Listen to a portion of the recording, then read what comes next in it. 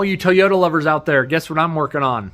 One of the most reliable Toyota engines known to man, the 22RE Toyota.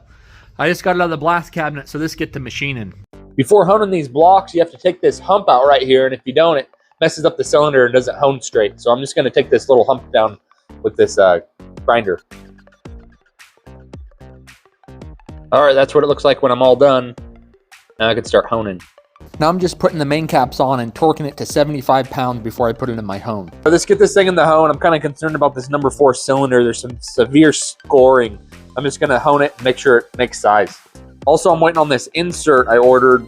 Had a helicoil and it pulled out from the previous rebuild. So I'm going to get that insert installed before I deck it. So I'm just going to rough hone it and make sure it cleans up. Got it in my CK10. I'm setting the stroke and the shoes for the honing head.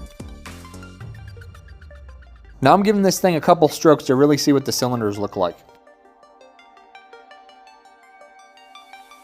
Geez, those cylinders are pretty hammered. Look at that one.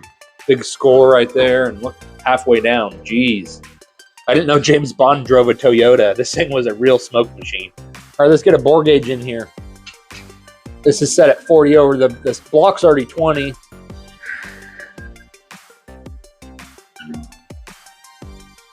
Geez, this thing's not even going to make 40 over. So when honing these things, it really loads up on the bottom when you have a worn out bore because it's so much tighter at the bottom compared to the top with all that wear. So this thing just bouncing. Once I get closer to size, that needle will barely move.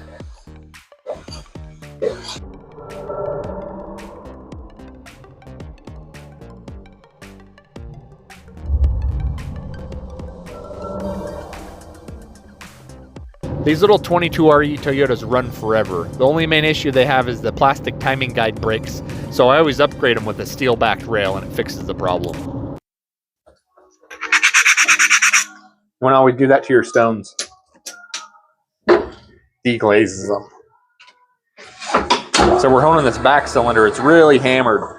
Has a lot of taper because it's really worn out. You can see my gauge is loading up there. I have this dwell button. And it dwells at the bottom and stays there and opens up the bottom and helps straighten out the cylinder. You'll see this thing bouncing. Also, that it dwells up here too. Every single stroke it will dwell. And I'm just working that bottom to straighten out the cylinders. You'll see this needle in a little bit will straighten up. Here, I'll hit this one again. I'll do it for three strokes in a row. 2, 3, maybe 4. Yeah, 4.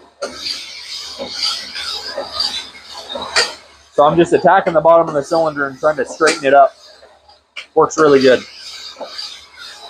This thing's pretty hammered, so it's going to take a couple strokes. Oh, and also I have a lockout, so it'll do it every single stroke automatically. Holds that button down. It's getting a little bit better.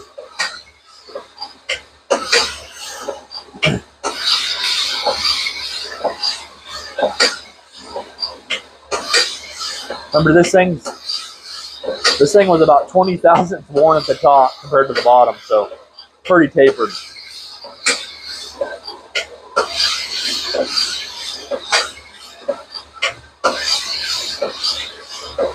Like I said, I prefer to hone everything to size. We have a boring bar. It's a little bit slow, and I have to set it up in the machine anyways at the end, so.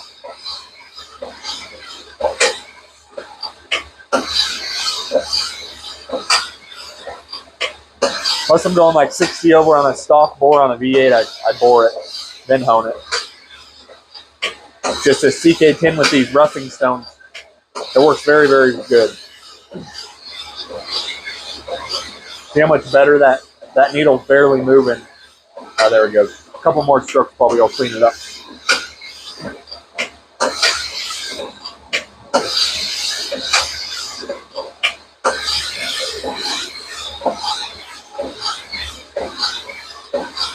Like I said, that's a lot better. That needle will barely move once I'm done honing this thing to size. Look at this. You can see both ring limbs right here. Top ring and then the second ring. This thing was well used. Probably a work truck or something. Let's put a bore gauge in it.